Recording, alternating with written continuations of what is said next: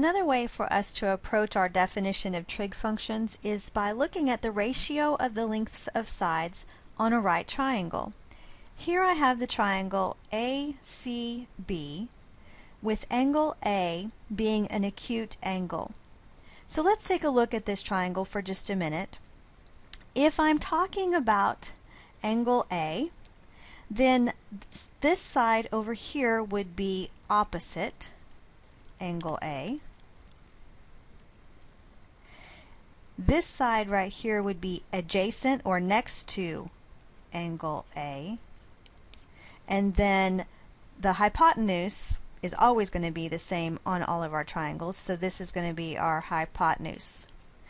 Okay, so I wanted to define adjacent, opposite, and hypotenuse in terms of angle A for me to be able to look at my 6 trig functions. Now you may be familiar with already the term SOHCAHTOA.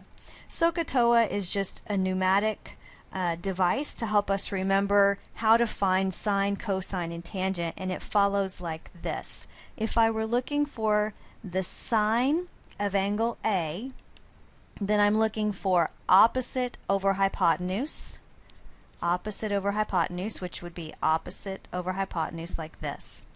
If I'm looking for cosine of A would be adjacent over hypotenuse, and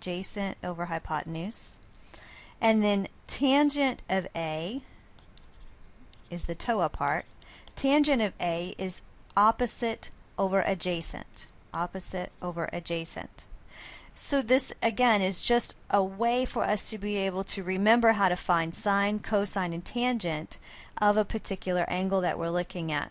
Now I can find the remaining 3 trig functions by just taking the inverse of their counterparts. So in other words, if I were looking at the cosecant of A is the reciprocal. I meant reciprocal, not inverse. But if I was looking at the reciprocal of this, it would be hypotenuse over opposite.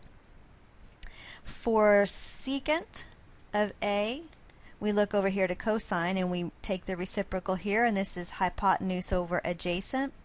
And then cotangent of A is the reciprocal of tangent, which is adjacent over opposite.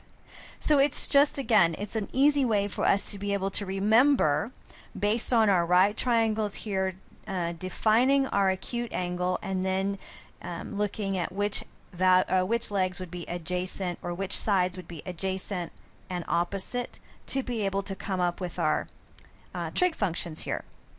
So this is just a graph, or it's just stating for you what we need to know, and it puts it not only in terms of our ratio of lengths of sides, which is this portion right here that we're talking about, opposite over hypotenuse, but it's also showing you how we were defining it in terms of the Cartesian coordinate, or an x and a y system as well. So it's y over r for sine A, or opposite over hypotenuse.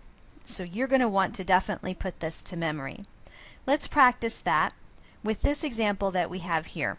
I want to be able to find sine, cosine, and tangent for the angles A and B in this triangle given below. So I'm going to do this twice. The first time I'm going to look at angle A. Okay, so if I'm looking at angle A, I want to be able to determine which is opposite of angle A.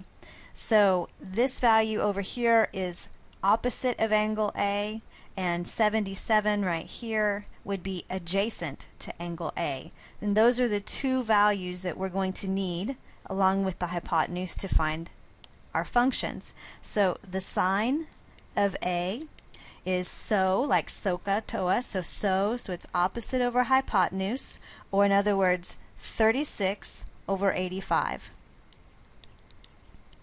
Okay, now just real quick, I'm going to pull up my calculator here, and I'm going to let the calculator determine, even though I know ahead of time, just as a refresher, if I wanted to reduce this fraction right here, because you want to give your answers back in their reduced form, then I could put 36 divided by 85 into my calculator, punch math, it defaults to frac, hit enter, and I get back 36 over 85. So this is a reduced fraction that I have already. So this is sine. I need to find cosine, which is the ca. So that would be adjacent over hypotenuse. Adjacent to angle A is 77 over the hypotenuse, which is 85. And then finally we have tangent. So the tangent of A is the TOA. So opposite over adjacent. Opposite again is 36. Adjacent is 77. So this is just 36 over 77. Okay, so it's fairly straightforward. We're going to practice that again. We're going to find angle B over here. So I'm going to get rid of what I have highlighted here, and just to be clearer, we're going to talk about angle B. So if angle B is what I'm finding the functions for, the trig functions for, then the side opposite angle B would be 77 and 36 would be adjacent. So real quickly I can come up with the sine of B, which again is opposite over hypotenuse, so that would be 77 over 85. Cosine, which is ca of B, or in other words adjacent over hypotenuse, would be 36 over 85. And tangent of B, which is TOA, opposite over adjacent, would be 77 over 36. So this is just another way of being able to, it's a different approach for us to be able to define our trig functions using the lengths of sides on a right triangle.